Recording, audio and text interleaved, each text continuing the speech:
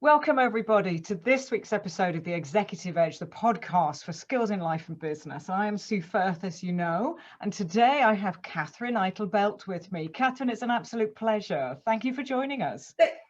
Well, thank you for inviting me onto the podcast. I love my friends at the UK. I've done some work in the veterinary industry, oddly enough, all over the UK. So love your, hospitality and just genuineness. So glad to be with you. Thank you. So really, your background is a great interest to us because one of the subjects that I wanted to talk to you about is really this whole concept of the lioness principle and being a communications expert, which I know is your field of expertise. So please introduce yourself, sort of give us a bit of a background on you.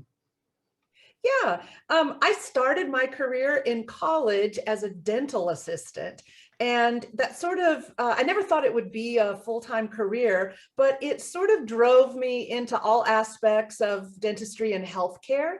And through some twists and turns, I became a practice management consultant. And so for several decades, that's what I did. I coached and consulted within dental and healthcare businesses to, help them just be more organized, bring their team together and be more successful. But about 8 years ago, I think something happens when you turn 50. You decide that you want the rest of your You're looking good for 58. That's right. To just sort of, focus on the things that you love the most and with the kinds of clients that you do the best work.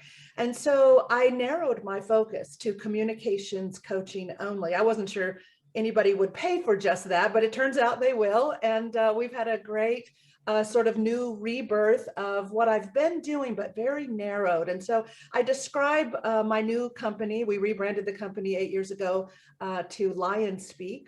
And we provide communication coaching in 3 sectors. So one sector is client-facing communication. So we train frontline people on telephone skills and sales conversations and financial conversations.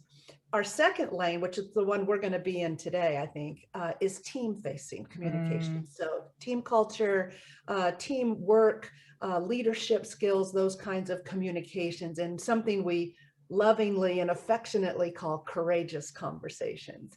And then our third sector is audience facing. So we have a train the speaker and train the trainer program for people who want to get on the stage and do that. So that's brilliant. Thank you.